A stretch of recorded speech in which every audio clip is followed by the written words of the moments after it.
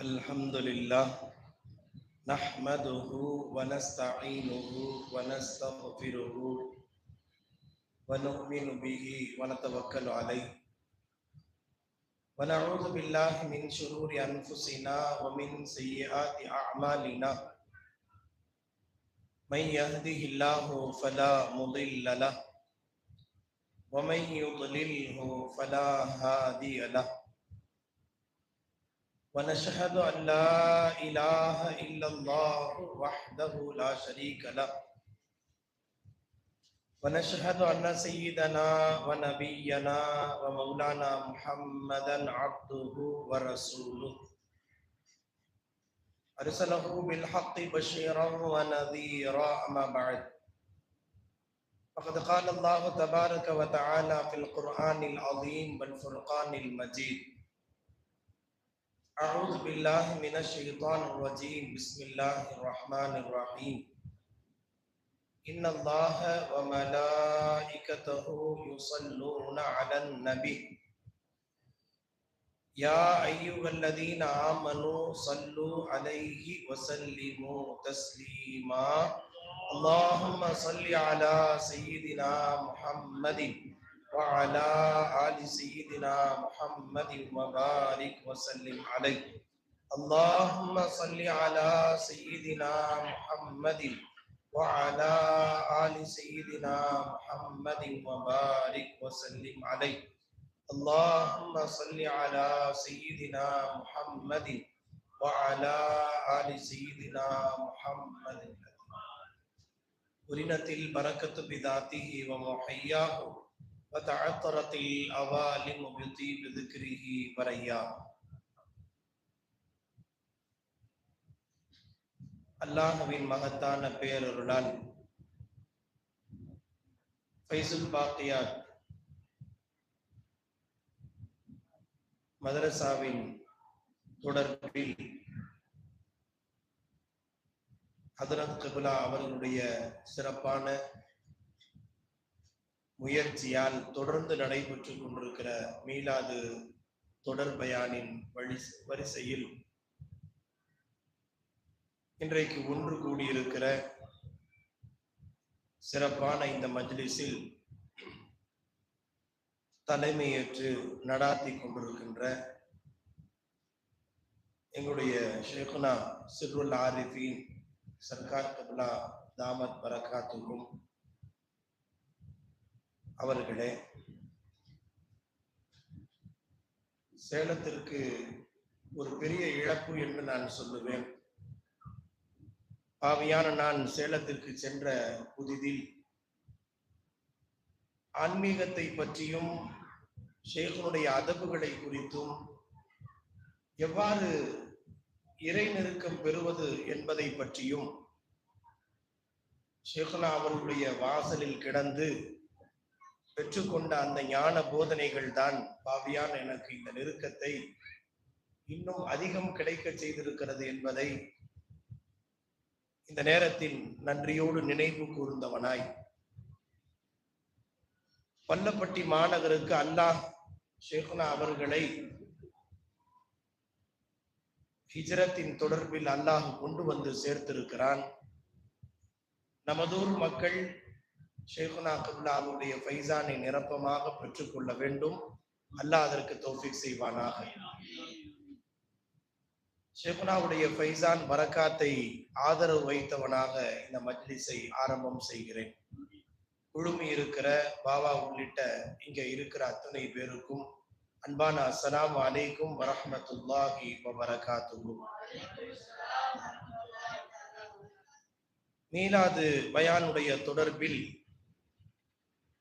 அருமைநாயகம் முஹம்மது ரசூலுல்லாஹ் ஸல்லல்லாஹு அலைஹி வஸல்லம் அவர்களை மைய புள்ளியாக கொண்டு அவர்கள் வாழ்வியல் வரலாற்றின் பல்வேறு முன்மாதிரிகள், வழிகாட்டுதல்கள்,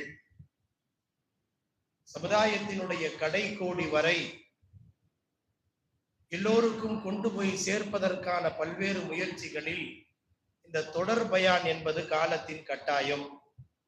அந்த வரிசையில் அருமைநாயகம் முஹம்மது ரசூலுல்லாஹ் ஸல்லல்லாஹு அலைஹி வஸல்லம் அவர்கள் பல கோணங்களில் அலசப்படுகிறார்கள், அவருடைய வரலாறு பேசப்படுகிறது. குறிப்பாய் காலத்தினுடைய ஒரு பெரிய சவாலாக இருக்கிற இளமை குறித்து, இளமையில் ஏற்படுகிற கோளாறுகள் குறித்து, தட்டு தடுமாறி கொண்டிருக்கிற இளமையை அது சீர் செய்ய வேண்டியதன் பொறுப்பு குறித்து பேசுவதற்காக பணிக்கப்பட்டிருக்கிறேன். எதை ஷேக்னாவுடைய ஃபைசான் பரக்காத்தை கொண்டு அல்லாஹ் பாவியான் என் மூலம் சொல்ல வைக்கிறானோ, கேட்க வைக்கிறானோ, அமல் செய்வதற்கும் அதை உள்வாங்கி செயல்படுத்துவதற்குமாய் அல்லாஹ் தௌஃபீக் செய்வானாக. இளமை என்கிற அந்த ஒரு அற்புதமான பருவம் 15 வயதில் துவங்கி 40 வயது வரை அது வாலிபத்திற்கான பருவம் என்பதாய் எல்லோராலும் கருதப்படுகிறது. அந்த வாலிப காலத்தை செவ்வனே பயன்படுத்தி கொண்ட பெருமக்கள் எதிர்கால வாழ்வில் ஒரு சிறப்பான சாதனையாளர்களாய், சிறந்த இல்லறவியல் சிறந்த மக்களாய் கோலோச்சி இருக்கிறார்கள். வாலிபத்தை முறையாக பயன்படுத்த தவறியவர்கள் பின்னொரு சமயத்தில் எத்தனையோ கைசேதத்திற்கு ஆளாகி இருப்பதை வரலாறு ஒப்புக்கொள்கிறது. ஒன்றை நாம் நினைவில் கொள்ள வேண்டும். எல்லா நபிமார்கள் வாழ்க்கையிலும், குறிப்பாய் முஹம்மது ஸல்லல்லாஹு அலைஹி வஸல்லமுடைய வாழ்க்கையில் நபித்துவத்திற்கான ஒரு அற்புதமான சான்றாய் ஸல்லல்லாஹு அலைஹி வஸல்லம் தன்னுடைய வாலிப காலத்தை தான் சமுதாயத்தில் சர்டிபிகேட்டாக சமர்ப்பித்தார்கள். ஒரு 40 ஆண்டு காலம் முடிந்த பிறகு ஸல்லல்லாஹு அலைஹி வஸல்லம் அவர்கள் அல்லாஹ்வை பற்றியும் ஆகிரத்தை பற்றியும் எடுத்து சொல்லுகிற போது, எங்க கூட தானே வளர்ந்தீங்க, அப்துல்லா அமினாவுக்கு பிள்ளையாத்தானே பிறந்தீங்க, எங்களோடு வளர்ந்தவர்கள், மாலி ஹாதர் ரசூல் யாக்குலு தஆம் வ யம்ஷி ஃபில் அஸ்வாக், என்ன ரசூல்னு சொல்றீங்க, சாப்பாடுலாம் சாப்பிடுறீங்க, கடை வீதியில பஜாருக்குலாம் நீங்க போயிட்டு வர்றீங்க என்பதை போல் ஒரு சாதாரண மனிதராய் அருவிநாயகம் ஸல்லல்லாஹு அலைஹி வஸல்லம் அவர்களை கருதி ரசூலுல்லாஹி ஸல்லல்லாஹு அலைஹி வஸல்லம் அவர்களை பார்த்து மக்கள் கேட்டார்கள், இவ்வளவு நாளாக இல்லாமல் புதிதாய் ஒரு செய்தியை நீங்கள் சொல்கிறீர்கள், இவைகளெல்லாம் இறைவன் அல்ல, அல்லாஹ் ஒருவன் மட்டும்தான் உங்கள் தேவையை பூர்த்தி செய்பவன் என்று சொல்கிறீர்களே, இது என்ன புதிதாக தெரிகிறது, இதற்கு என்ன அத்தாட்சி, நீங்கள் அல்லாஹுவின் நபிதான் என்பதற்கு என்ன சர்டிபிகேட், என்ன சான்று? கேட்ட உடனே ஸல்லல்லாஹு அலைஹி வஸல்லம் சொன்ன முதல் தகவல் என்ன தெரியுங்களா? ஃபக்கத் லபிஸ்து ஃபீக்கும் உம்ரம் மின் கப்லி, உங்க கூட தான் நான் 40 வருஷம் நான் வாழ்ந்திருக்கேன், என்னுடைய வாலிப காலம் எப்படி என்பது உமக்கு தெரியும். ரசூல் ஸல்லல்லாஹு அலைஹி வஸல்லம் வாழ்ந்த அந்த அரேபியா பூமி எப்படி இருந்தது என்பது அவர்களுக்கும் தெரியும். வரலாற்று ஆசிரியர் வாட்சன் குறிப்பிடுகிறான், ஸல்லல்லாஹு அலைஹி வஸல்லம் அரேபியா பூமியில் வருகிற போது அரேபியா எப்படி இருந்தது என்றால், at the time the Arabia was most degraded nation of the world, உலகத்தில் ஆகத்தரம் குறைந்த பூமியாய் அந்த பூமி இருந்தது. அந்த பூமியில ஸல்லல்லாஹு அலைஹி வஸல்லம் வருகிறார்கள். ரசூல் ஸல்லல்லாஹு அலைஹி வஸல்லம் புனிதத்தை போதிக்க வந்த பெருமானார் ஸல்லல்லாஹு அலைஹி வஸல்லம் அவர்களை ஏற்கனவே கலாச்சாரம் செழித்திருந்த ஹரப்பா நாகரிகம், மொஹஞ்சதாரோ நாகரிகம் என்று அன்றைக்கு பேசப்பட்ட நாகரிகத்தின் செழுமை பெற்ற பூமியில் ஸல்லல்லாஹு அலைஹி வஸல்லம் வரல. எந்த இடத்திற்கு வருகிறார்கள் தெரியுங்களா? ஒரு வரலாறு நமக்கு அறிந்திருக்கலாம். அரேபியா பூமியை சுத்தி ரோம பேரரசு, பாரசீக பேரரசு, நிறைய நாடுகள் இருந்துச்சு. அவன் ஒரு நாடு இன்னொரு நாட்டை அடிச்சுக்குவான், ஒருத்தருக்கு ஒருத்தர் இவரை கைப்பற்ற, அந்த நாட்டை கைப்பற்ற, இது உலக வரலாற்றில் சகஜம். ஆனா எவனுமே அரபு நாட்டு மேல கை வைக்கல. ஏன்னா அவ்வளவு ஒஸ்டான பூமியாக இருக்கிறது. அதாவது மக்களின் தரம் அவ்வளவு கீழ்நிலையில் இருந்தது, குற்றங்கள் மலிந்து போயிருந்தது, மடாக்குடியர்கள் நிறைந்து போயிருந்தார்கள், வட்டி பரவலாக இருந்தது, பெண் குழந்தை பிறப்பு, பெண் குழந்தையை உயிரோடு புதைப்பது அது ஒரு சர்வ சாதாரணமாக நிகழ்வாக இருந்தது. அங்கே செல்வந்தர் யார் என்றால், செல்வத்தை குவித்து வைத்திருப்பவன் அல்ல, பழைய சரக்கு வச்சிருக்கிறவன் தான் செல்வந்தர். நான் சொல்றது பழைய சரக்குனா ஏதோ மூட்டையில வெங்காய மூட்டை சரக்கு அல்ல. நான் சொல்லுவது சமீப காலத்தினுடைய நடப்பு சொல்லாய் சொல்கிற சரக்குன்னு சொன்னா, இன்றைக்கு மதுவில எது ஓல்டு சரக்கு வச்சிருக்கானோ அவன் தான் அரபு நாட்டை செல்வந்தர். இது ஸல்லல்லாஹு அலைஹி வஸல்லம் காலத்தில் நடைமுறையில் இருந்த ஒரு கணிப்பு வரலாறு. இந்த பூமியில ஸல்லல்லாஹு அலைஹி வஸல்லம் வருகிறார்கள். யோசிச்சு பாருங்க, சுற்றி இருக்கிற மாஹவுல் அட்மாஸ்பியர் இருக்கு பாருங்க. ஸல்லல்லாஹு அலைஹி வஸல்லம் வரும்போது ஒட்டுமொத்த பூமியும் குற்றங்கள் மலிந்திருந்த பூமியில் ஸல்லல்லாஹு அலைஹி வஸல்லம் வருகிறார்கள். ஷிர்க் குஃப்ர் பரவலாகி இருக்கிறது. அப்படிப்பட்ட ஒரு பூமியில் அப்பனுக்கற்ற ஒரு தலைவராய் ஸல்லல்லாஹு அலைஹி வஸல்லம் உருவாகிறார்கள் என்றால் அதுதான் பெரிய அற்புதம். அந்த பூமியில வாழ்ந்த போது ஒரு நாளும் கேளிக்கைக்கு போகவில்லை, பார்வையை வீணாக்கவில்லை, இளமையை வீணாக்கவில்லை, தவறுகளை செய்யவில்லை, ஒரு ஷிர்க் குஃப்ருக்கான சிலை வணக்கத்தில் ஈடுபடவில்லை, மது குடியதில் ஈடுபடவில்லை. அப்படிப்பட்ட ஒரு அற்புதமான வாழ்க்கையை 40 வருஷம் வாழ்ந்து முடிச்சதுக்கு பிறகுதான் நுபுவத்தை அல்லாஹ் வெளிப்படுத்துகிற போது ஸல்லல்லாஹு அலைஹி வஸல்லம் சொன்னாங்க, நீங்க நபிங்கிறதுக்கு என்னங்க ஆதாரம்னு கேட்டாங்க.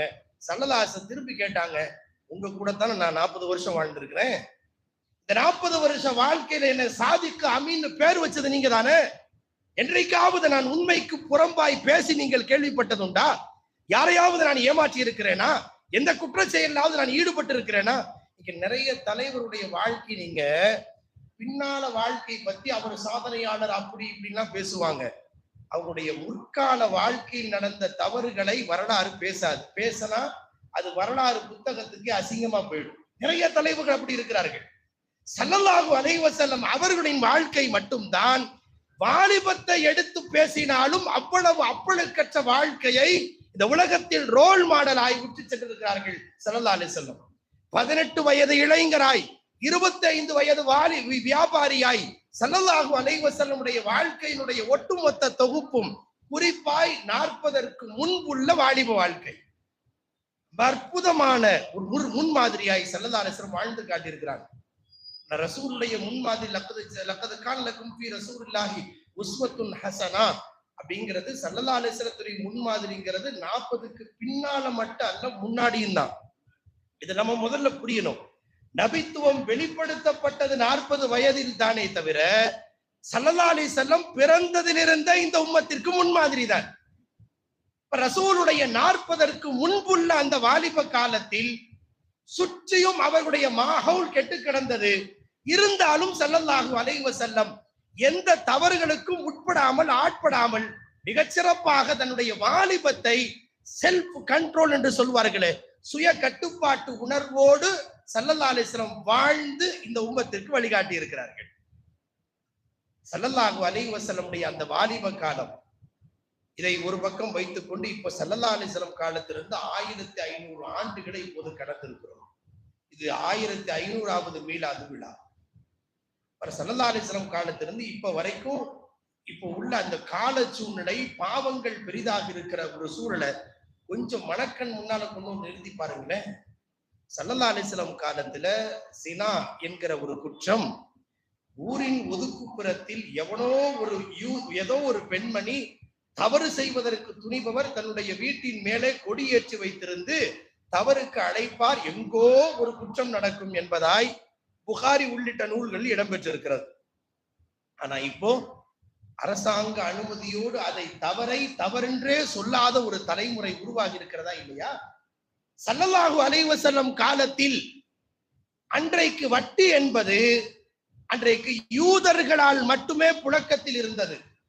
இன்னைக்கு அப்படியே யோசிச்சு பாருங்க, 1500 வருஷத்துக்கு பிறகு அங்கிங்கெனாதபடி வட்டி. அது எந்த துறையில் உள்ளே புகுந்து பார்த்தாலும் வட்டியை விட்டு வெளியே வர முடியாத அளவுக்கு அது பரவலாகி இருப்பதை நாம் பார்க்கிறோம் அல்லவா? நபிநாயகம் ஸல்லல்லாஹு அலைஹி வஸல்லம் அவர்களுடைய காலத்தில் கொலை குற்றம் என்பது அங்காங்கே சில சமயங்கள் நடைபெறும்.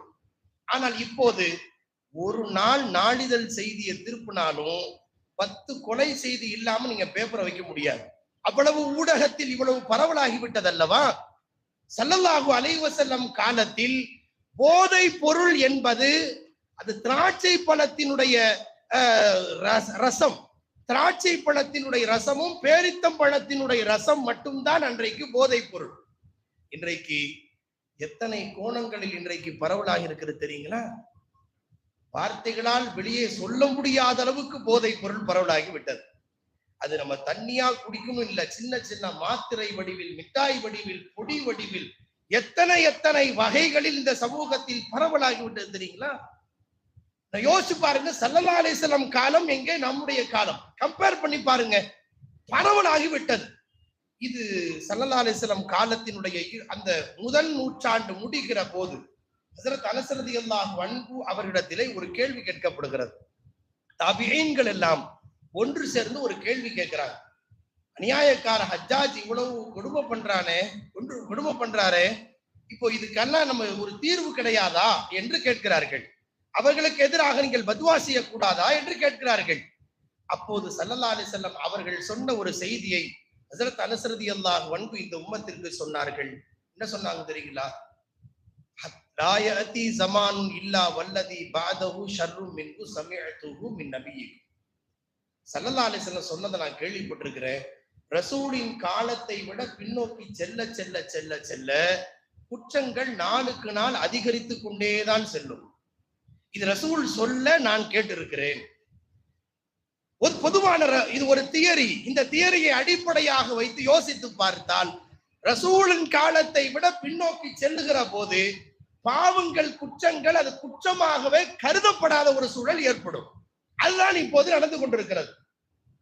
ஹக்கீம் திர்மிதி ரஹ்மத்துல்லாஹி அலைஹி மிகப்பெரிய ஹதீசுக்களை வல்லுனர், 25 வயது.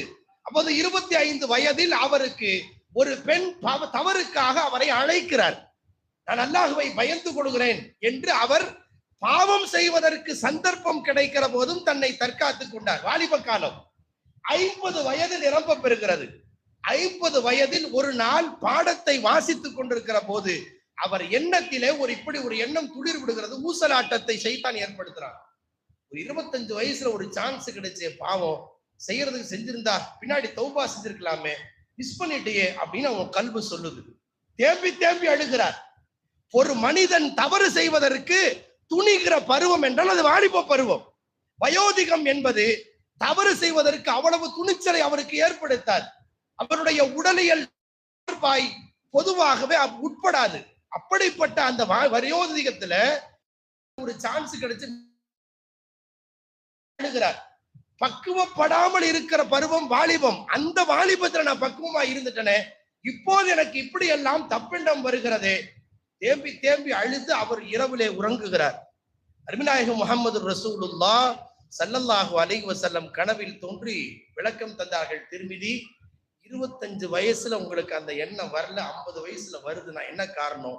25 வயசுல என் காலத்திற்கு நெருக்கமாய் நீங்கள் இருந்தீர்கள். 50 வயதில் என்னை விட காலத்தால் 25 வருஷம் பின்னால போயிட்டீங்க. காலத்தால் பின்னோக்கி போகிற போது இந்த சிந்தனைகள் வரத்தான் செய்யும், தௌபா செய்யுங்கள் என்று சொல்லி மறைந்தார்கள் ஸல்லல்லாஹு அலைஹி வஸல்லம். நான் சொல்ல வருகிற செய்தி என்னவென்றால், ரசூலின் காலத்தை விட பின்னோக்கி போக போக போக குற்றங்கள் பரவலாகி இருக்கிறது. நீங்க இப்போ ஒரு நியூஸ் பேப்பர் எடுத்து இப்ப நீங்க படிச்சு பாருங்க. முன்பை விட இப்போது கொலை செய்தி, கொள்ளை செய்தி, திருட்டு செய்தி, கற்பழிப்பு பரவலாக இருக்கிறதா இல்லையா? இன்னும் ஒரு 50 வருஷம் கழிச்சு பார்த்தா இப்பெல்லாம் மாவட்ட செய்திகள், அப்புறம் நாட்டு செய்திகள், உலக செய்திகள்னு போடுறான். போகிற போக்களை இப்படி மாறினா கூட ஆச்சரியப்படுவதற்கு இல்லை. கொலை செய்திகள்னு ஒரு பக்கம் ஒதுக்கினாலும் வாய்ப்பு இருக்கலாம். கொலை செய்திகள், அதுக்கடுத்து லஞ்சம் வாங்கின செய்திகள், அப்படி ஒரு கால் கற்பழிப்பு செய்திகளுக்குன்னு ஒரு பேச்சு ஒதுக்கினா கூட ஆச்சரியப்படுவதற்கு இல்லை.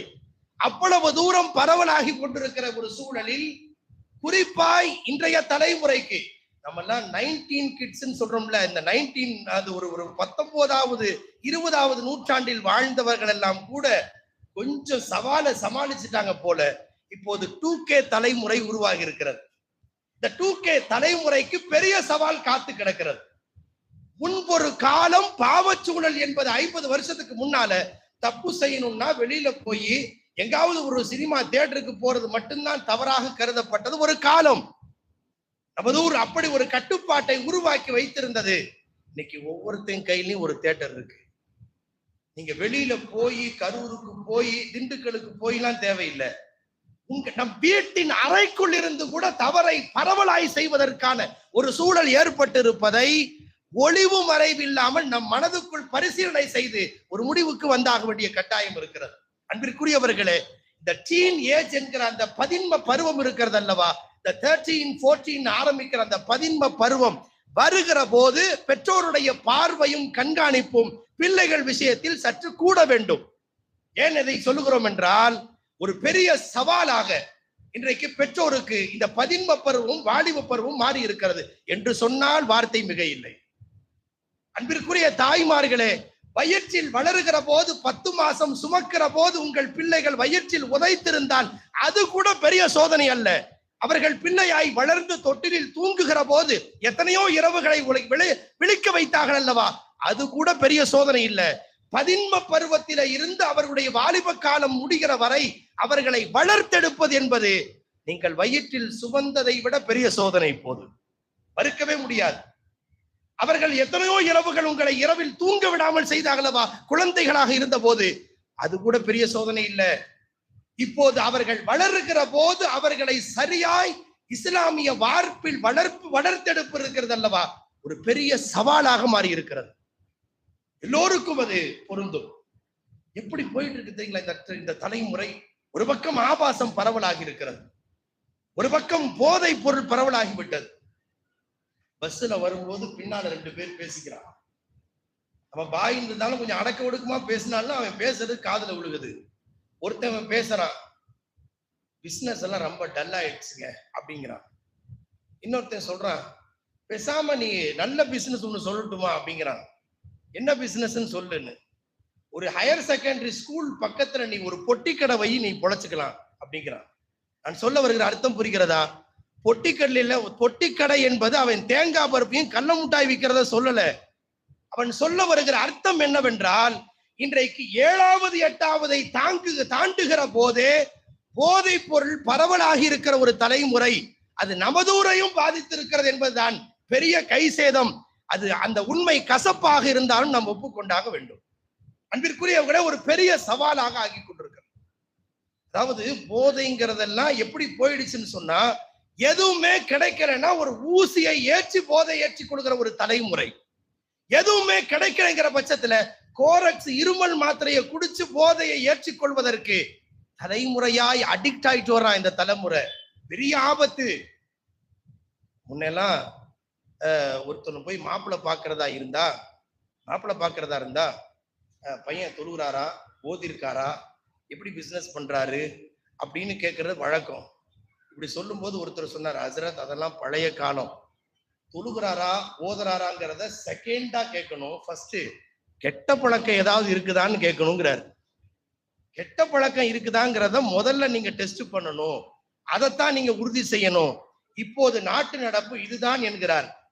உலகத்தின் அந்த நாட்டு நடப்பை இளைஞ தலைமுறை எவ்வளவு பேராபத்தை நோக்கி போகிறது என்பதை அவர் அந்த ஒற்றை வார்த்தையிலே புரிய வைத்து விட்டார். ஒரு பெரிய சவாலாக வளர்ந்து கொண்டிருக்கிறது.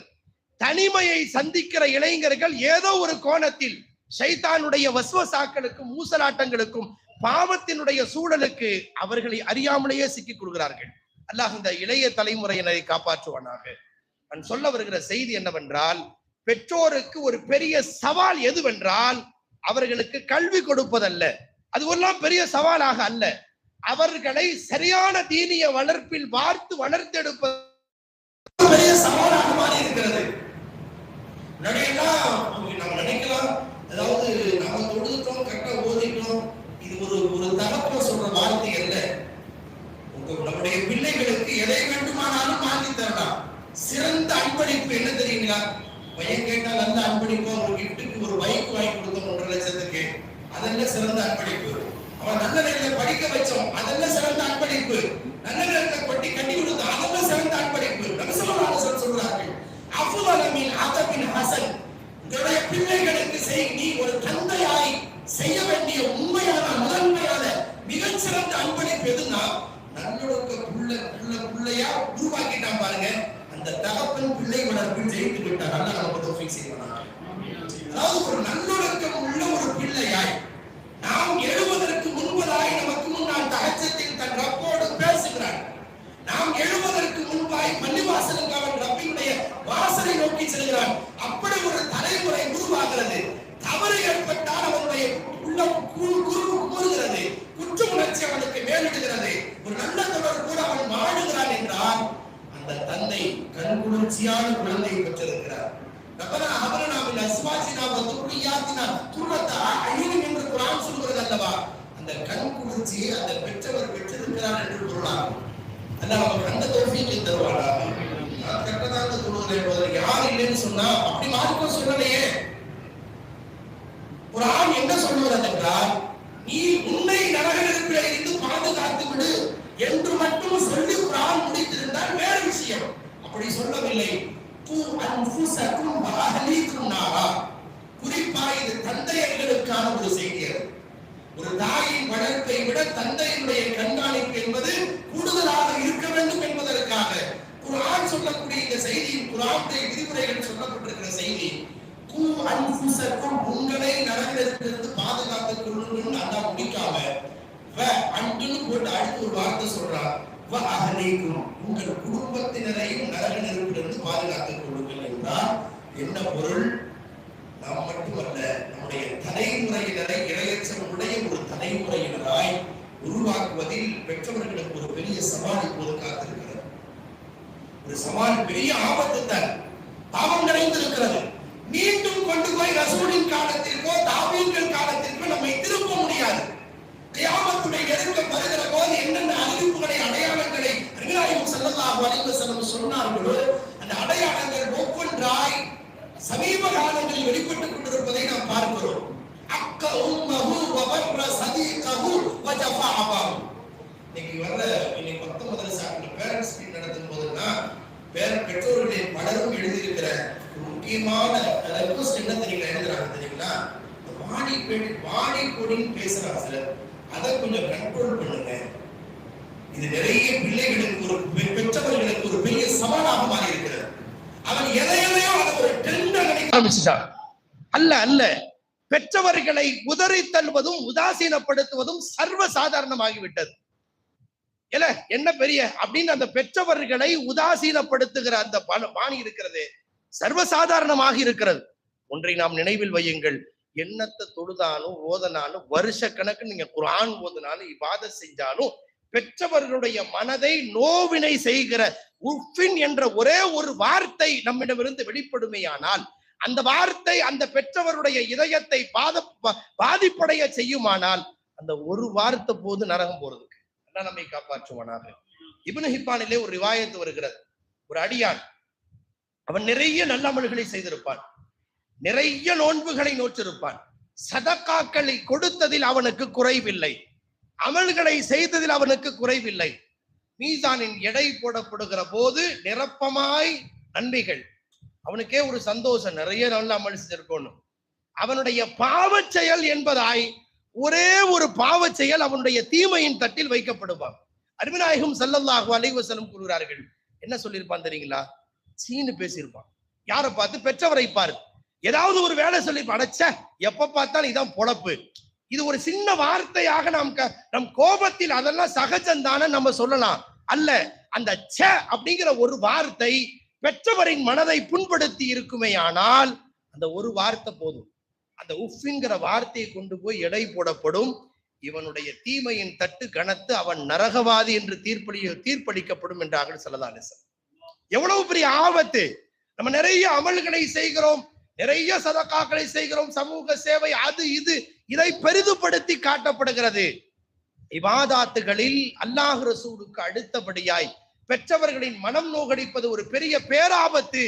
நம்முடைய மொத்த வாழ்வையும் சீரழித்து விடும் என்பதை குறித்து கவலைப்படாத ஒரு வாலிப தலைமுறை நம் கண் முன்னால் வளர்ந்து கொண்டிருக்கிறது. நமக்கு நடிகன் முன்மாதிரி அல்ல, நமக்கு சீரியல் முன்மாதிரி அல்ல, எவனோ சொல்றதெல்லாம் முன்மாதிரி அல்ல. இன்றைக்கு ரீல்ஸ்ல நிறைய இதையும் பார்த்து அதையெல்லாம் முன்மாதிரியாக கொண்டு ஒரு தலைமுறை உருவாகிறது. அல்லாஹ் ஒரு பெரிய பேராபத்தை நோக்கி நாம் நகர்ந்து கொண்டிருக்கிறோம். ரீல்ஸ் அப்படிங்கிறது இது ஒரு அடிக்டா மாறிட்டு வர ஒரு தலைமுறை. திருமண காலங்கள், திருமண விழாக்கள் எல்லாம் நாம் அப்படி அவ்வப்போது பலரும் பலவிதமாய் வாழ்த்துவார்கள். நகமும் சதையும் போல வாழ்க, இந்த பாலும் நீரும் போல வாழ்க, அப்படி ஒவ்வொருத்தரும் ஒவ்வொரு விதமா வாழ்த்துறாங்க. நம்ம எல்லாம் பொதுவா நான் எப்படி பொதுவா அந்த திருமண வாழ்த்துல சொல்றதுன்னா, நீயும் உன் செல்போனும் போல வாழுகன்னு சொல்றது. ஏன்னா அந்த அளவுக்கு படுக்கை அறையில் கூட மனைவிக்கு முன்னால ஃபர்ஸ்ட் மனைவியா செல்போன் தான் இருக்குன்னு சொன்னா அது நாம் ஒப்புக்கொண்டாக வேண்டிய ஒரு உண்மை இல்லையா? எவ்வளவு பேராபத்து போய் கொண்டிருக்கிறது தெரியுங்களா? ஒவ்வொரு இளைஞனின் இரவு உறக்கம் 12 மணிக்கு மேலாக ஆன்லைனில் அவன் சுற்றி கொண்டிருப்பது.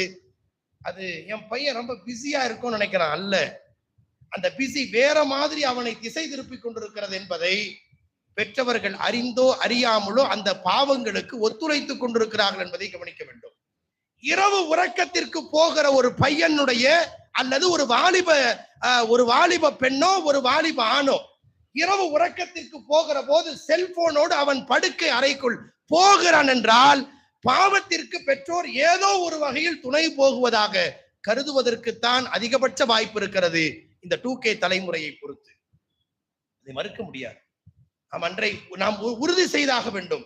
அவனை ஃபஜ்ருக்கு எழ வைக்க வேண்டும், தஹஜ்ஜத்திற்கு தயார்படுத்த வேண்டும், தன் ரப்போடு அவனை நெருக்கமாக்கி வைக்க வேண்டும் என்றால் என்ன வேலை செஞ்சாலும் என்ன ஸ்டேட்டஸ் பார்க்கணும், நீ ஹால்ல உட்கார்ந்து பார்த்துரு. நீ ரூமுக்குள்ளார போகும்போது உன் செல்போன் ஹால்ல தான், பொது இடத்தில் தான் இருக்க வேண்டும் என்பதை பெற்றவர்கள் உறுதி செய்ய வேண்டியது தற்காலத்தினுடைய கட்டாயம் என்றே கருத வேண்டும். அன்பானவர்களே, ஒரு பெரிய சவால் நம்மை நோக்கி காத்திருக்கிறது.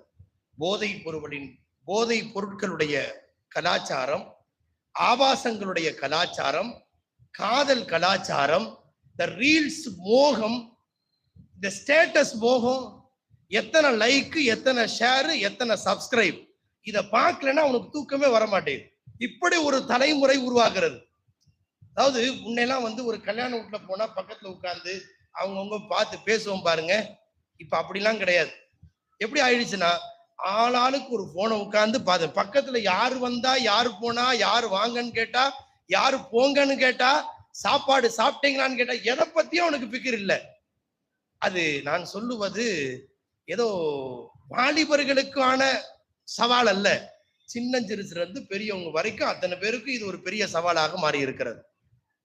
பெண்கள் எல்லாம் சமையல் அறைக்குள் கூட அது யூடியூபை பார்த்து கொண்டே சமையல் செய்கிற ஒரு காலம். வாலிபர்கள் அவர்களுடைய டேஸ்டுக்கு தகுந்தார் போல் அவர்கள் வேறு துறையில் அடிமைப்பட்டிருக்கிறார்கள். சிறுவர்கள் அவர்களுடைய சுவைக்கு தகுந்தார் போல் அவர்கள் காமெடிகளுக்கும் அல்லது வேறு ஏதாவது ரோபோக்களுக்கும் அடிமையாகி கிடக்கிறார்கள். கேம்ஸுகளுக்கு அடிமையாகி கிடக்கிறார்கள். சில பேர் பப்ஜிகளுக்கு அடிமையாகி கிடக்கிறார்கள். ஒரு தலைமுறை முன்னாடி எல்லாம் அந்த வீதியில போய் இந்த கிரிக்கெட் பைத்தியம்னு சொல்லிட்டு இருந்தோம் பாருங்க, அதெல்லாம் இப்ப குறைஞ்சிருச்சு. எல்லாம் பப்ஜி பைத்தியமா போயிட்டு இருக்கு, அல்லது ரீல்ஸ் பைத்தியம் இல்லையா? நாம் நினைவு கூற வேண்டிய ஒரு செய்தி என்னவென்றால், ஒரு பிரம்மாண்டமான சவால் நம்மை நோக்கி இருக்கிறது. சவால் எந்த அளவுக்கென்றால், இலக்குகளை, லட்சியத்தை தொலைத்த ஒரு இளைஞன் உருவாகி கொண்டிருக்கிறான். அன்பிற்குரியவர்களே, வாலிபம் அப்படித்தான் இழுக்கும் அவனை. ஏனென்றால் அந்த வாலிபத்தை பருவத்தை பயிர் செய் என்ற அடிப்படையில் பயிர் செய்வதற்கு பெற்றவர்கள் முழு ஒத்துழைப்பு தர வேண்டியது காலத்தின் கட்டாயம்.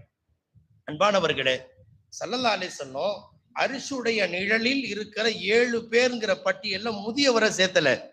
கவனிக்க வேண்டும், முதியவரை சேர்த்தல. ஸல்லல்லாஹு அலைஹி வஸல்லம் வாலிபரை சேர்த்து சொல்கிறார்கள். ஷாபுன் நஷஅ ஃபீ இபாதத்தில்லாஹ். ஏன் இந்த வார்த்தையை சொல்லணும்?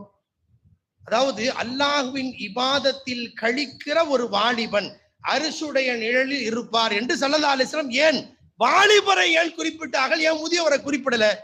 வயசாயிட்டா, ரிட்டையர்டு பெர்சன் ஆயிட்டா, இந்த பேரம் பேத்திகளை அப்படியே அவங்கள மேய்ச்சிக்கிட்டே இருக்கிறது, அவங்கள பாத்துக்கிறது, அவங்கள கொண்டு போய் ஸ்கூல் விட, இதை விட, இது போக மீதி நேரம் பள்ளிவாசலே கதி தஸ்பீ மணியே சலவாத்து திக்ரு தஸ்பீஹாத்து, இதெல்லாம் சகஜம். அது முதியவர்களுக்கு சகஜம். ஒரு வாலிபனை கூப்பிட்டு தஸ்பீ மணியை பிடிக்கிறது, சலவாத்து திக்ரு தஸ்பீஹாத்து, you enjoy your life, let me enjoy my life அப்படின்னு சொல்றான். நீ என்ஜாய் பண்ணி முடிச்சுட்ட, என்ன என்ஜாய் பண்ண விடு. இதுதான் இந்த வாலிபர்களுடைய வாய் திறந்து சொல்லாவிட்டாலும் அவன் மனதுக்குள் புழுங்கி கொண்டிருக்கிற யதார்த்த எண்ணம். அதாவது அது என்ஜாய், கேளிக்க, கல்வியில இருந்து அரசியல் வரை எல்லாமே கேளிக்கை ஆயிடுச்சு. இந்த செலிப்ரேஷனுக்கு அர்த்தமே புரியறது இல்ல. சும்மா வண்டி எடுத்து சும்மாவாவது போய் ஒரு அரவக்குறிச்சி வரைக்கும் போய் இடையில ஒரு பேக்கர்ல போய் ஒரு டீயை குடிச்சிட்டு வந்தா அது ஒரு என்ஜாய். அதாவது அக்க உம்மகு வர்ற அம்மா பக்கத்துல போய் முருங்கா வாங்கிட்டு வாடான்னு சொன்னா அவனுக்கு வலிக்கும். என்ன எப்ப பார்த்தாலும் வேலை சொல்லிட்டே இருக்கிற அப்படின்னு சொல்லுவான். டே மாப்பிள்ள, வாட அரவக்குறிச்சி வரைக்கும் போயிட்டு ஒரு டீயை குடிச்சிட்டு வரலான்னு சொன்னா வண்டி எடுத்து முதல்ல 12 மணி ஆனால் தயாராகுவான். இது நடக்கிறதா இல்லையா? அப்படியானால் என்ன அர்த்தம்? அக்கா உம்மஹு, தாயை உதாசீனப்படுத்துவான். வபர்ர சதீகஹு, அவனுடைய நண்பன் ஒருவன் அழைத்தால் அதற்கு அவன் ஒத்து ஊதுவான், அதற்கு ஒத்துழைப்பு தருவான் என்று ஸல்லல்லாஹு அலைஹி வஸல்லம் கியாமத்தின் அடையாளம் குறித்து சொன்ன செய்தி நடைமுறையில் நிதர்சனமாய் அது எல்லா ஊர்லயும் புழக்கத்தில் இருக்கிறதா இல்லையா? வஜஃபா அபாகு, தகப்பனை கண்டா ஒதுக்குற ஒரு மனோநிலை உருவாகி இருக்கிறது. 5 வயசு பையனா வளரும் போது அவனுக்கு தகப்பன் ஒரு பெரிய ஹீரோவா தெரியுறான். எங்க அத்தா மாதிரி வராதுங்கிறான். 10 வயசாயிட்டா வர வர எங்க அத்தா சரியில்லை, அடிக்கடி என்ன ஏதாவது டிஸ்டர்ப் பண்ணிட்டே இருக்காரு அப்படிங்கிறான். 15 வயசு ஆயிடுச்சுன்னா அவன் ரொம்ப எதிர்த்து பேச துணிகிறான். 20 வயசு ஆகுதுன்னா எனக்கு எங்க அத்தாவுக்கு ஒத்து வராதுன்னு பேசுறான். 25 வயசு ஆயிடுச்சுன்னா அத்தா இருந்தா மகை உள்ள வர்றதில்லை, மகை இருந்தா அத்தா வெளியில உள்ள வர்றதில்லை, அந்த அளவுக்கு போகிறது. இவன் திருமணம் முடித்து 30 வயது ஆகி இவனுக்கு ஒரு குழந்தை பிறக்கிற போதுதான் அப்பத்தான் அவன் புத்தி வேலை செய்யுது. அப்போதுதான் புரிகிறது. எங்க அத்தா அப்பவே படிச்சு சொன்னாரு, உனக்கா நான் எவ்வளவு கஷ்டப்பட்டேன் தெரியுமாப்பா, நான் மாத்திரை மருந்தெல்லாம் கூட செலவு மிஸ்டேக் நான் குறைச்சு அதுல உனக்கு காலேஜ் ஃபீஸ் கட்டினேன், ஸ்கூல் ஃபீஸ் கட்டினேன், உன்னை அப்படி வளர்த்தேன் இப்படி வளர்த்தேன்னு சொல்லும் போதெல்லாம் அவனுக்கு புரிந்து இருக்காது. 30 வயதாய் இவனுக்கு ஒரு குழந்தை பிறக்கிறது அல்லவா, இவன் குழந்தையை பெற்றெடுத்து இவன் அந்த குழந்தைக்காக சில தியாகங்கள் செய்ய வேண்டிய சூழல் வருகிற போது எங்க அத்தா இப்படி எல்லாம் கஷ்டப்பட்டு இருப்பாரோ. 35 வயசுல எங்க அத்தா இருந்தா நான் ரொம்ப யோசிச்சு நன்றி செலுத்தி இருப்பேன் அப்படின்னு இவன் நினைப்பான் பாருங்க. அந்த நேரத்தை அந்த தகப்பன் எல்லாம் கபருக்கு போயிருப்பார். இதுதான் யதார்த்தம். எங்க அத்தா எப்படி எல்லாம் கஷ்டப்பட்டாரோன்னு இவன் நினைப்பான் பாருங்க. இவன் நினைத்து பார்க்கிற போது பெரும்பாலான தகப்பன்மார் பெரிய புலியாசல் கபருஸ்தானுக்கு போயிருப்பாங்க. நான் என்ன செய்ய முடியும்? அன்பிற்குரியவர்களே, பெற்றவர்களை யாரெல்லாம் பெற்றிருக்கிறீர்களோ, ஹயாத்தாக நாம் பெற்றிருக்கிறோமோ, பெரிய பாக்கியம் அது. அவர்களுக்கு சின்ன சின்ன பணிவிடை செய்து சொர்க்கத்தை பெறுவதற்கு ஒரு பெரிய வாய்ப்பு நமக்கு காத்திருக்கிறது. அது ஒரு சாதாரண விஷயம் அல்ல. பெற்றவர்களை ஹயாத்தோடு பெற்றவர்கள் வயோதிகத்தில் அவர்களுக்கு பணிவிடை செய்வதற்கு ஒரு வாய்ப்பு நமக்கு கிடைக்கிறது என்றால் அது ஒரு ஊனமாகவோ அல்லது வயோதிகத்திலோ அவர்களுக்கு கைகளை பிடித்தோ ஏதாவது சின்ன சின்ன பணிவிடை செய்கிற வாய்ப்பை யாரெல்லாம் பெறுகிறார்களோ பாக்கியசாலிகள். இன்னைக்கு இந்த 4, 2, 3 ஆம்பளை பிள்ளைங்களை பெற்றவர்கள் ரொம்ப கஷ்டப்படுறாங்க. இங்க வீட்டுல ஒரு மாசம், அவங்க வீட்டுல ஒரு மாசம், அவங்க வீட்டுல ஒரு மாசம். இது என்னமோ வாடகை வீட்டுல இருக்கிற மாதிரி, என்னமோ இது ஒரு உலகம் தற்காலிகம் மாதிரி மாத்தி நான் கவனிச்சுக்க மாட்டேன், நீ கவனிச்சுக்க மாட்டேன், எங்க வீட்டுல ஒத்துக்க மாட்டாங்க சொல்றதுக்கே வெட்கப்படணும். இது சில விஷயத்தை தாய்மார்களுக்கு நாம் நினைவுபடுத்துகிறோம். மாமனார்களை தயவு கூர்ந்து மாமனாராக பார்ப்பதே மார்க்கத்தில் உகந்த செய்தி அல்ல. அது அவங்கள தகப்பனாவே பாருங்க, அந்த தகப்பனாகவே அவர்களை பாருங்கள். தந்தைக்காகவே ஒரு கணவனின் தந்தை என்பதற்காக கணவனை திருப்திப்படுத்த வேண்டும் என்ற அந்த ஒற்றை நோக்கத்திற்காக மாமியார அம்மாவா பார்த்தா பிரச்சனை இல்லை, மாமனார அத்தாவா பார்த்தா பிரச்சனை இல்லை. அவர்களை அந்நியராகவே பார்ப்பதால் தான் கடைசி வரை அது உங்களுக்கு சவாலாகவே மாறிவிடுகிறது. அல்லாஹ் நம்மை காப்பாற்றுவானாக. அன்பிற்குரியவர்களே, அந்த பெற்றவர்களை இன்றைக்கு இந்த 2-3 ஆம்பளை பிள்ளைங்களை பெற்றுவிட்டு இந்த இறுதி காலத்தில் இங்க ஒரு மாசம் அங்க ஒரு மாசம் அலைய விட்டு அவர்களை படாத பாடுபடுத்துகிற ஒரு பெரிய பேராபத்து இந்த சமூகத்தில் தலைவிரித்தாடுகிறது.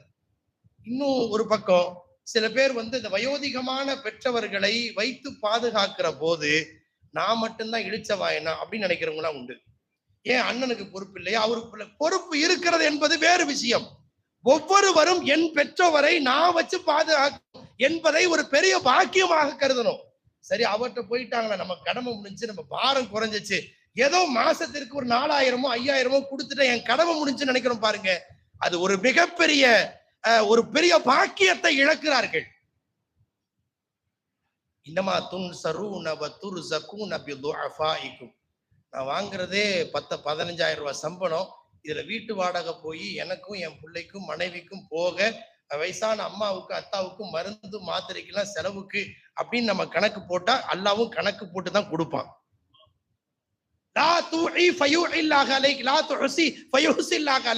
என் பெற்றவர்களை கவனிப்பதற்கு எனக்கு ஒரு வாய்ப்பு கிடைத்திருக்கிறது என்ற எண்ணத்தில் ஒருவர் அணுகினால் வாசலை அல்லாஹ் திறப்பான். இதற்கு ஆயிரக்கணக்கான அனுபவ சான்றுகளை நாம் பார்த்திருக்கலாம். அன்பிற்குரியவர்களே, பெற்றவர்களை செலவாய் பார்த்தவர்கள் கடைசி வரை செலவுகளிலே சிக்குகிறார்கள். அவர்களை வரவாய் அவர்கள் வருவதல்ல, அவர்களோடு சேர்ந்து எனக்கு செல்வமும் சேர்த்து வரப்போகிறது. அருமைநாயகம் ஸல்லல்லாஹு அலைஹி வஸல்லம் சொன்ன அந்த செய்தியை ஒருபோதும் மறுப்பதற்கு இல்லை. ரசூலுல்லாஹி ஸல்லல்லாஹு அலைஹி வஸல்லம் சொன்ன அந்த வாக்குறுதி ஒருபோதும் பொய்யாகாது. இன்னொரு விஷயத்தை ஞாபகம் வைக்கணும். நியூட்டனுடைய தியரி ஒண்ணு இருக்குங்க. அதாவது மூன்றாம் தியரி. அதாவது ஒவ்வொரு பொருளுக்கும் அதற்கு சமமான எதிர்வினை உண்டு அப்படின்னு சொல்லுவாங்க. ஒவ்வொரு பொருளுக்கும் ஒரு பந்தை நோக்கி அடிச்சா அதே வேகத்துல திரும்பி வரும்னு சொல்றாங்கல்ல. நியூட்டனின் தியரி மாதிரி இது முழு உதாரணம் அல்ல. அல்லாஹ் சொல்றான், அவுஃபு பி அஹதி ஊஃபி பி அஹதிக்கும். ஏன் ஒப்பந்தத்தை நீ நிறைவேற்று, உன் ஒப்பந்தத்தை நான் நிறைவேற்றுறேன் அல்லாஹ் சொல்லுகிறான். அருமைநாயகம் ஸல்லல்லாஹு அலைஹி வஸல்லம் முற்பகல் செய்யின் பிற்பகல் விளையும் என்பதை வேறு கோணத்தில் இந்த உம்மத்திற்கு ஒரு வார்த்தை சொன்னார்கள். குறிப்பாய் வாலிபர்கள், வயோதிகமான பெற்றவர்களை பெற்றிருக்கிற பாக்கியசாலிகள், இதை நாம் கவனத்தில் கொள்ள வேண்டும். பெற்றவர்களை மனம் நோகடித்தவர்கள் அவர்களுடைய வயோதிகத்தில் நல்லவர்களாய் பாக்கியமிக்கவர்களாய் நல்ல சூழல்களில் வாழ்ந்ததாய் சரித்திரம் இல்லை.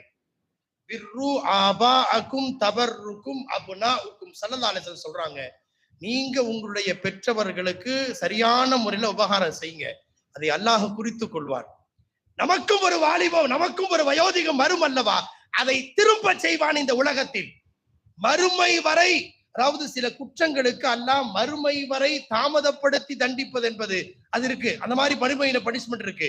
சில குற்றங்களுக்கு இந்த உலகில் வாழுகிற போது பனிஷ்மெண்ட்டை கொடுத்து தான் முகத்துக்கு கஃபன் வரும். அது மாதிரி ஒரு விஷயம் என்னவென்றால் பெற்றோர்கள் விஷயம் அதில் சார்ந்தது. பிர்ரு ஆபாஅக்கும் தபர்ருக்கும் அபுனாஉக்கும். பெற்றவர்கள் விஷயத்தில் நம்ம எப்படி நடந்துக்கணுங்கிறத அல்லாஹ் குறிச்சுக்கிறான்.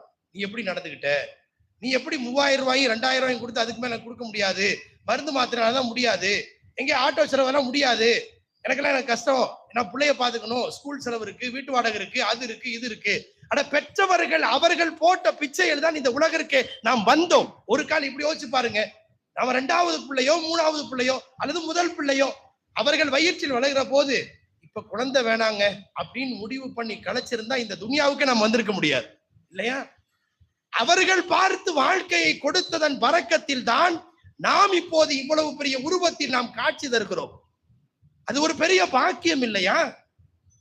ஒரு தாயின் காலடியில் சொர்க்கம்னு ஹதீஸ படிச்சு அதனுடைய ஷரகு விரிவுரையை படித்துக் கொண்டிருந்தார் ஒரு முஹத்திஸ், பக்தாது மாநகரத்தின் ஒரு பெரிய மாமேதை, ஒரு பெரிய சூஃபி மகான்.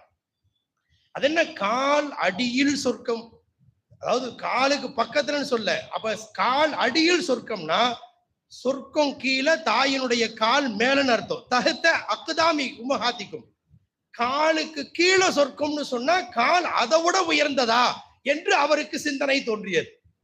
அவர் யோசித்து அவருக்கு அல்லாஹ் புரிய வச்சான். அப்படி நேராக சென்றவர் பெரிய முஹத்திஸ் நீண்ட தாடியை கொண்டு போய் தன்னுடைய தாயினுடைய காலிலே வைத்து அவர் பணிவிடை செய்துவிட்டு தன்னுடைய தாடியை தாயினுடைய காலடியிலே வைத்து காலில் வைத்து உரசினார், வருடினார்.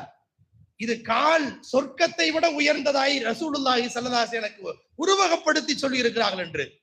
அன்னைக்கு இரவு மாணவர்களில் பலரும் கனவில் கண்டார்கள். என்ன கனவு கண்டாங்க தெரியுங்களா? மறுநாள் காலையில, உஸ்தாத் அவர்களே, நாங்கள் நேற்று ஒரு கனவு கண்டோம், உங்கள் தாடியிலே வைரங்கள் வைடூரியங்கள் இருப்பதாக ஒரு கனவு கண்டோம், அதற்கான விளக்கம் தேவை என்ற போது அந்த முஹத்திஸ் விளக்கம் சொன்னார். நேற்று இரவு இந்த ஹதீஸை படித்த பிறகு எனக்கு இப்படி ஒரு எண்ணம் தோன்றியது. தஹ்த அக்தாமி உம்மஹாத்திக்கும், சொர்க்கம் என்பது தாயின் காலடியில் என்று சொல்லப்பட்டிருப்பதால் சொர்க்கம் என்பது அதை விட மேலே தாயின் கால் இருப்பதாக என் கல்வில் தோன்றியது. நேராக சென்று என்னுடைய தாடியை தாயினுடைய காலில் வைத்து நான் வருடினேன், அதைத்தான் உங்களுக்கு இப்படி கனவில் காட்டப்பட்டது என்று சொன்னார்கள். இவருக்குரியவர்களை இது ஒரு சாதாரண விஷயம் அல்ல. அவருடைய மனதை புண்படுத்துவதற்கு இந்த உம்மத்தில் எவ்வளவு பெரிய பாதிப்பு என்பதை நிறைய சொல்லப்பட்டிருக்கிறது. எனவே முற்பகல் செய்யின் பிற்பகல் விளையும் என்பதை நாம் கவனத்தில் கொள்ள வேண்டும். ஸல்லல்லாஹு அலைஹி வஸல்லம் இந்த உம்மத்தை மிகவும் எச்சரித்திருக்கிற ஒரு செய்தி, அது பெற்றோர்களுக்கான செய்தி. எனவே நான் நிறைவுக்கு வருகிறேன். ஒண்ணு, பெற்றோர்கள் விஷயத்தில் பெற்றோர்கள் விஷயத்தில் நாம் முதன்மையாய் நம்முடைய வாலிபத்தில் நமக்கு கிடைத்திருக்கிற அந்த தாயோ தந்தையோ அவர்களை நாம் எப்படி கவனித்துக் கொள்கிறோம் என்பதை வைத்துத்தான் நம்முடைய வயோதிகத்தில் நமக்கான பிள்ளைகளின் மூலம் அதற்கு பிரதி உபகாரத்தை பெறுவோம். நான் எங்க அத்தா அம்மாவை எப்படி வேணாலும் வச்சுக்குவேன், ஆனா நம்ம வயோதிகத்துல என் பிள்ளை எப்படி கவனிச்சுக்கணும்னா கண்டிப்பா நடக்காது. அந்த இதயத்தை கட்டுப்படுத்துபவன் அல்ல. நம்ம என் பிள்ளை எப்படி வேணாலும் என் பேச்ச கேட்கும் என்று நாம் கருதலாம். ஆனால் ஒரு பருவம் வரும், அதை இதயத்தை புரட்டுபவன் அல்ல. எப்படி எந்த மாதிரி புரட்டுவான்னு தெரியாது. அன்பானவர்களே, இந்த விஷயத்தில் ஒரு தெளிவை நாம் உள்வாங்கிக் கொள்ள வேண்டும். இரண்டாவது, வாலிபர்கள் ஆபாசங்களில் பரவலாகி இருக்கிற ஒரு சூழலில், திரும்புகிற இடமெல்லாம் ஹராம்கள் பரவலாகி இருக்கிற ஒரு சூழலில் நம்முடைய கண்ணை பாதுகாப்பது, நம்முடைய கல்வை பாதுகாப்பது, நப்சு சைத்தானுடைய ஊசலாட்டங்களில் இருந்து தன்னை காப்பாற்றிக் கொள்வது என்பதற்கு ஏதேனும் ஒரு இறைநேசருடைய பைஅத்துடைய தொடர்பு என்பது காலத்தின் கட்டாயம். அதற்காக நம்மை நாம் தயார்படுத்திக் கொண்டு ஒரு காமிலான இறைநேசரை தேடுதல், அவர்களின் தர்பியத்தில் நம்மை பக்குவப்படுத்திக் கொள்ளுதல், குறிப்பாய் வாலிபத்தில் அதற்கான பக்குவத்தை தயார்படுத்திக் கொள்ளுகிற ஒரு மெச்சூரிட்டியான இளைஞர் காலத்தில் தேவை. இலக்குகள் இல்லாத, லட்சியம் இல்லாத ஒரு தலைமுறை உருவாகி கொண்டிருக்கிற போது திரும்புகிற இடமெல்லாம் பாவங்கள் பரவலாகி, ஆபாசங்கள் பரவலாகி, போதைப் பொருள் பரவலாகி, காதல் கலாச்சாரம் பரவலாகி, இன்றைக்கு ரீல்ஸ் போகம் பரவலாகி இருக்கிற போது தொழில்நுட்பத்தினுடைய வளர்ச்சி வெகு வேகமாய் ஆர்டிபிஷியல் இன்டெலிஜென்ஸ் என்கிற செயற்கை நுண்ணறிவினுடைய காலத்தின் கோலத்தில் பிரம்மாண்டமாய் பெரும்பாலும் தவறுகள் தலை தோங்கி இருக்கிற ஒரு பெரிய ஆபத்தை நோக்கி போய் கொண்டிருக்கிற போது நம்முடைய ஈமானையும் நம்முடைய வாலிபத்தையும் பக்குவப்படுத்திக் கொள்வதற்கு வாலிப காலத்தில் தன்னுடைய இபாதத்தில் கழிக்கக்கூடிய, அதற்கு தங்களை பயிற்சி செய்வதற்கு அதற்காக உருவாக்குகின்ற வழிகாட்டுகிற ஒரு வழிகாட்டியை, ஒரு வலிய முர்ஷிதை நாம் தேட வேண்டும், அடைய வேண்டும். அல்லாஹ் அதற்கும் தௌஃபீக் செய்வானாக. ஏனென்றால் நபி ஸல்லல்லாஹு அலைஹி வஸல்லம் வாலிபர்களை குறித்து இந்த செய்தியை சொன்னார்கள். அஃபு அன் நிசாஇன் நாஸ் தஉஃபு நிசாஉக்கும். நான் என் கண்ணை எங்க வேண்டாலும் உலாவ விடுவேன், எந்த ஹராம வேண்டாலும் செய்வேன், ஆனா என் வீட்டுல இருக்கிற என் மனைவி, என் பிள்ளைகள் கற்பொழுக்கம் மிக்கவர்களாக இருக்க வேண்டும் என்று நினைச்சா அது ஒரு பெரிய ஏமாற்றம். ஸல்லல்லாஹு அலைஹி வஸல்லம் சொல்கிறார்கள், நீங்கள் பிற பெண்களை பார்ப்பதிலிருந்து உங்கள் கண்களை பாதுகாத்துக் கொள்ளுங்கள். நீங்கள் கற்பொழுக்கம் மிக்கவர்களாக உங்களை நீங்கள் மாற்றிக் கொள்ளுங்கள். அதற்கு பகரத்தை அல்லாஹ் எப்படி செய்வான் தெரியுங்களா? தஉஃபு நிசாஉக்கும். உங்கள் குடும்பத்தின் பெண்கள் அது மனைவியோ, அவர் சகோதரியோ அல்லது பிள்ளைகளோ, நீங்கள் கற்பொழுக்கம் மிக்கவராய் நீங்கள் மாற்றிக்கொண்டால் அதற்கு பகரமாய் பரிசாய் உங்கள் குடும்பத்து பெண்களை எல்லாம் கற்பொழுக்கம் மிக்கவர்களாய் ஆகிவிடுவார்கள். அல்லாஹ் அப்படி ஆக்கி விடுவான் என்கிறார்கள் ஸல்லல்லாஹு அலைஹி வஸல்லம். நான் என்ன திருத்திக்க முடியாது, என் லைஃப் அப்படி, நான் என்னுடைய லைஃப் ஸ்டைல் அப்படி, என்னுடைய ஹேர் ஸ்டைல் இப்படித்தான், நான் இப்படித்தான் என்ஜாய் பண்ணுவேன், நான் எப்படிதான் கெளிக்கா இருப்பேன், ஆனா எனக்கு அமையக்கூடிய என்னுடைய வாழ்க்கை மட்டும் சிறப்பாக ராபியத்துல் பசரியாவாக, ராபியத்துல் அதவியாவாக இருக்க வேண்டும் என்று கருதுவது நம்மை நாமே ஏமாற்றிக் கொள்கிற ஒரு மூடத்தனம் என்று சொன்னால் வார்த்தை மிகையில்லை. அத்தய்யிபாத் லித்தய்யிபீன் வத்தய்யிபூன் லித்தய்யிபாத் அல் ஹபீஸாத் லில் ஹபீஸீன் வல் ஹபீஸூன் லில் ஹபீஸாத். தீயவர்களுக்கு தீயவர்கள் தான் அவர்கள் அமைவார்கள் என்று குர்ஆன் சொல்கிறது சூரத்துன் நூர்ல. நல்லவர்களாய் நம்மை மாற்றிக்கொண்டால் நல்ல தொடர்புகளையும் ஏற்படுத்துவான் என்று குர்ஆன் சொல்கிறது. அன்பிற்குரியவர்களே, நம்முடைய காலத்தினுடைய சவாலில் முதல்ல நம்முடைய நட்பு தோழமையை சரி செய்யணும். கண்டவங்களோடலாம் சுத்துறது அப்படிங்கிறது ஒரு அழகான இளைஞருக்கு அழகு அல்ல.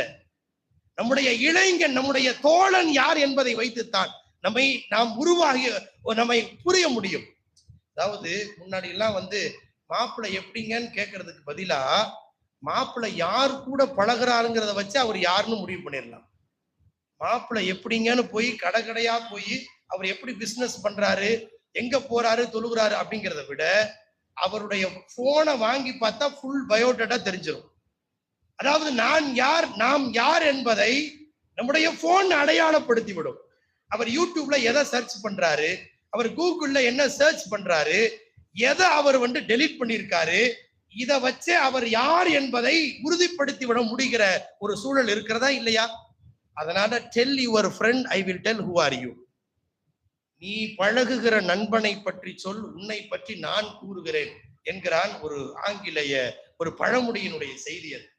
நீ பழகுகிற நண்பனை வைத்து அவன் யார் என்பதை வைத்து, நம்ம பழகுற ஆளு எல்லாமே தண்ணி அடிக்கிறவன், தொழுகாதவன், ஊரை சுத்துறவன், சும்மா வண்டி எடுத்துட்டே ஊரை சுத்திட்டே இருக்கிற ஆளு, இந்த மாதிரி ஆளா இருந்தா நம்மளையும் அந்த பார்வையில தான் சமுதாயம் பார்க்கும் என்பதை நாம் மறுக்க முடியுமா?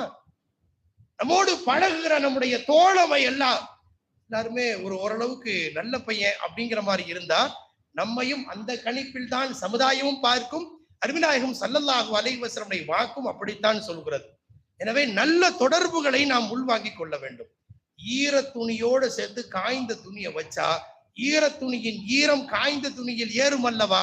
அல்லாஹுவினுடைய அச்சத்தில், அல்லாஹுவின் அன்பில், அருமைநாயகம் ஸல்லல்லாஹு அலைஹி வஸல்லம் இஷ்க் மஹப்பத்தில் இதயம் ஈரமாகி போய் இருக்கிற சாலிகீன்கள், வலிமார்கள், ஷேகுமார்களுடைய அந்த தொடர்பில், அந்த தொடர்பை நாம் பயன்படுத்தி கொண்டால், தோழமை கொண்டால், அதன் விளைவாக நம் இதயம் காய்ந்து போயிருந்தாலும் அவர்களின் ஈரம் நமக்குள் ஒட்டி கொள்ளும்.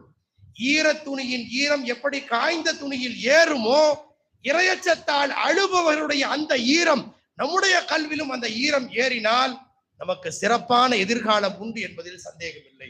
எனவே சவால் நிறைந்திருக்கிற 2K தலைமுறை, ஒரு 19K தலைமுறைக்கு அப்படி ஒரு ஆபத்து இல்லை. ஆனா இப்போ இந்த 2K தலைமுறைக்கு அப்படி ஒரு பெரிய ஆபத்து காத்திருக்கிறது. எனவே கேளிக்கையும் இலக்கு இல்லாத ஒரு வாழ்க்கை வாழுவதை விட வாழுவதற்கு கொடுத்திருக்கிற ஒரு அருமையான வாய்ப்பு குறிப்பாய் வாலிப காலம். வாலிபத்துல எல்லா ஆட்டம் போட்டு வயோதிகத்துல உட்கார்ந்து தஸ்மி மணி ஊட்டிக்கலாம் நினைச்சா அது நம்மை நாம் ஏமாற்றிக் கொள்வதற்கு சமமானது. நம்ம ஆடுற ஆட்டம்லாம் போட்டுக்கலாம், வடக்க போய் சம்பாதிக்கலாம், நல்லா சம்பாதிச்சுக்கலாம். நம்ம செட்டில்டு ஆகி ஒரு நல்ல நிலைக்கு வந்த பிறகு முகத்துக்கு அது வரைக்கும் கஃபன் வராம இருக்கும்னு நினைச்சிட்டு இருக்கோமா? எப்போது முகத்திற்கு கஃபன் வரும் என்பதற்கு வேலிடிட்டி அல்லாஹ் கொடுத்திருக்கிறானா? எந்த சமயத்தில் எப்போது தன் ரப்போடு அழைப்பு வரும் என்பதற்கு ஏதாவது உறுதி இருக்கிறதா? இதையெல்லாம் மனக்கண் முன்னால் கொண்டு வந்து ஒரு தெளிவான முடிவுக்கு வருவோம். பதின்ம பருவத்தில இருந்து 40 வயது வரை அந்த வாலிபத்தை செவ்வனே பயன்படுத்தி கொண்ட பெருமக்கள் அவர்களுடைய பிற்கால வாழ்க்கையை சிறப்பாக அமைத்துக் கொள்கிறார்கள். இம்மையிலும் சரி, மறுமையிலும் சரி.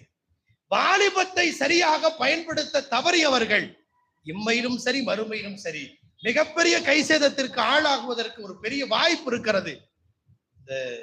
இந்த வாசிக்கு பில்லான்னு ஒரு ஆள் இருந்தார், அப்பாசிய கலீஃபாக்கள்ல ஒருத்தர். வாசிக்கு பில்லான்னு அவருக்கு பேரு. அவர் கண்ணை காட்டியே சமுதாயத்தை, அவரு தன்னை சூழ்ந்திருப்பவர்களை மிரட்டுவார். அவருடைய பார்வையும் மோசமானது. எல்லாரையும் ஒரு நல்ல பார்வையில பார்க்க மாட்டார். கண்ணால் அவர் செய்த தவறுகள் கொஞ்சம் நஞ்சம் அல்ல.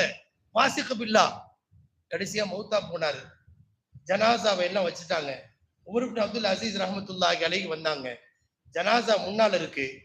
திடீர்னு பார்த்தா ஜனாசாவுல ஏதோ ஒண்ணு உருள்ற மாதிரி தெரியுது. என்னவென்று அருகிலே போய் பார்த்து கஃபனை வெகு வேகமாக அவர்கள் திறந்து பார்க்கிற போது எந்த கண்ணை வைத்து அவர் இவ்வளவு காலம் தவறு செய்து கொண்டிருந்தாரோ அந்த 2 கண்ணையும் ஒரு பெருச்சாலி 2 கண்ணையும் சாப்பிடுச்சு. எவ்வளவு பெரிய ஆபத்தை இந்த உம்மத்தில் வருகிற போதே கண்ணால் செய்த தவறுக்கு மறுமை வரை அல்ல, இந்த உலகத்திலேயே அல்லாஹ் ஒரு பெரிய படிப்பினையை ஏற்படுத்தியதாய் உமர் இப்னு அப்துல் அசீஸ் ரஹ்மத்துல்லாஹி அலைஹியுடைய காலத்தில் நடந்த நிகழ்வது. சுலைமான் இப்னு அப்துல் மலிக் என்ற ஒரு அரசர் இருந்தார். அப்படித்தான் 4 மனைவியை கட்டி 4 மாசத்துக்கு பிறகு அவங்களோட தலாக் சொல்லிட்டு அடுத்த ஒரு 4 மனைவியை கட்டி தன்னுடைய அதிகாரம், செல்வாக்கு, யாரும் என்ன கேட்க முடியாது என்கிற ஒரு சர்வாதிகார போக்கில் அவர் செய்து கொண்டே இருந்தார். காலங்கள் கடந்தது. யாரும் அவரை தட்டி கேட்டால் அவர் தண்டித்து விடுவார். வாய் திறக்க முடியாமல் விக்கித்து போயிருந்தார்கள். எவ்வளவு காலம் தொடரும்? நீங்க என்ன பெரிய டிக்டேட்டர், ஹிட்லரு, லெனின், முசலினி என்னத்தான் இருந்தாலும் ஒரு நாள் நம்ம முகத்துக்கு கஃபன் வரத்தானே போகுது. கண்டிப்பாக நாம் கபரை சந்தித்துத்தானே ஆக வேண்டும். சுலைமான் இப்னு அப்துல் மலிக் மூத்தா போயிட்டார். வெறும் 38 வயசுல மூத்தா போறார். அவர் பண்ண ஆட்டம் கொஞ்சம் நஞ்சா இல்ல, அவ்வளவு ஆட்டங்களை செய்து விட்டார். அவருடைய வாலிப காலம் 40 முடிவதற்குள்ளாக மூத்தா போயிட்டாரு. கடைசியா ஜனாசா இருக்கு, அடக்கம் செய்யறதுக்கு உமர் இப்னு அப்துல் அசீஸ் ரஹ்மத்துல்லாஹி அலைஹி தான் முன்னால வந்து நிக்கிறாங்க. உடம்பு அப்படியே அசைகிறது. மௌத்தா போன ஜனாசா தொழ வைத்து விட்டார்கள், அடக்கம் செய்ய போகிறார்கள். உடல் அசைகிறது. அவருடைய மகன் ஜாபிர் பக்கத்தில் நின்று என்னுடைய தகப்பனார் ஹயாத்தாக இருக்கிறார் என்று சொன்னார். இல்ல, உமர் இப்னு அப்துல் அசீஸ் ரஹ்மத்துல்லாஹி அலைஹி சொன்னாங்க, லா அஜ்ஜலல்லாஹு லஹுல் உகூபா, அவருக்கு தண்டனையை அல்லாஹ் கபூர்ல வைக்கிறதுக்கு முன்னாடியே விரைவுபடுத்தி விட்டார் என்று சொன்னார்கள். அப்படியே ஆரம்பித்து விட்டது. நாம் சொல்ல வருகிற செய்தி என்னவென்றால், பின்னால் வரை என்பதாக நாம் கருதி கொண்டு அது மறுமை வரட்டும் பார்த்துக்கணும் என்பதல்ல. இந்த உலகில் வாழுகிற போது ஒரு சரியான இலக்கோடு, அல்லாஹ் ரசூலின் அச்சத்தோடு, அல்லாஹ் ரசூலை திருப்திப்படுத்துகிற முறையில் வாலிபத்தை செவ்வனே பயன்படுத்தி கொண்ட பெருமக்கள் இந்த உலகில் பிற்கால வாழ்க்கையை சிறப்பாக அமைத்துக் கொள்கிறார்கள். அதற்கு ஒரு வாய்ப்பையும் அல்லாஹ் ஏற்படுத்துவான். நம்ம முன்னால என்ன ஆட்டம் வந்தாலும், you enjoy your life, let me enjoy my லைஃப்னு என்ஜாய் பண்ற வயசுல என்ஜாய் பண்ணும். இப்ப போய் என்னத்தை போட்டு பெரிய ஓதல குரான் தொழுக அது இது இப்பெல்லாம் என்ஜாய் பண்ண, கேளிக்க, செலிப்ரேஷன், இன்னைக்கு ட்ரெண்டு இதெல்லாம் நாம் நம்மை நாமே இது பேசிக்கிறதுக்கு வேணா நல்லா இருக்கலாம். அல்லாஹ் ரசூலின் பார்வையில் அது மிகப்பெரிய ஆபத்து, விபரீதம். நம்ம எல்லாம் இந்த ட்ரெண்டுங்கிற வார்த்தை ஒரு பெரிய ஒரு கவர்ச்சியை மக்களுக்கு ஏற்படுத்துகிறது. அதெல்லாம் அந்த காலம், அதெல்லாம் ஒன்ஸ் அப்பான் எ டைம், இதெல்லாம் இந்த காலம் என்று நாம் பேசிக் கொள்கிறோம் அல்லவா. பேசுவதற்கு வேண்டுமானால் அழகாக தெரியலாம், கவர்ச்சியாக தெரியலாம். ஒரு அல்லாஹ் ரசூலின் நம்பிக்கை கொண்டிருக்கிற ஒரு இறை நம்பிக்கையாளனுக்கு இது அழகான அணுகுமுறையும் அல்ல. கருணையாளன் அல்லாஹ் ஜல்லஷானஹு தஆலா ஒரு தலைமுறை உருவாக்குற போது சரியான முறையில் கண்காணிப்போடு பெற்றவர்கள் உருவாக்க வேண்டும். குறிப்பாய் பெற்றவர்கள் தங்களுடைய பிள்ளைகளை சந்தேக கண் கொண்டு பார்ப்பது கூட, பதின்ம பருவம் வந்த பிறகு சந்தேக கண் கொண்டு பார்ப்பது கூட தவறல்ல. சொலந்து சந்தேகமா பார்க்கறதுதான் தப்பே தவிர, என் பிள்ளை வளர்ப்பில் எங்காவது தவறு நிகழ்ந்து விடுமோ என்ற அடிப்படையில் சந்தேக கண் கொண்டு பார்ப்பது கூட தவறு அல்ல. எனவே வாலிபத்தில் சில என்ஜாய் இருக்கலாம், ஆனால் என்ஜாயே வாலிபம் அல்ல.